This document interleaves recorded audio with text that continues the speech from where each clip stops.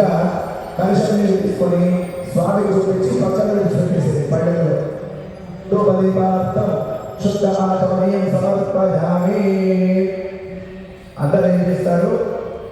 అగరబత్తులు తిప్పగానే ఏదైనా గణపతి పక్కన పండుగని కొబ్బరి కానీ దాని మీద సెట్ చేస్తూ ఉంటారు. అది చాలా తప్పు. గణపతికి పెట్టేటువంటి నైవేద్యం మీద ఏమి కూడా పెట్టకూడదు. మనము వేడి అన్నం గిన్నెలో వండుకొని వచ్చి ఆ గిన్నెలో గణపతి పెట్టి మనం తింటామా? తినము కదా. మరి గణపతి పెట్టేటువంటి పండు మీద ఆ అగరబత్తులు చెప్పి గణపతి నివేదన చేస్తారు, తింటారా?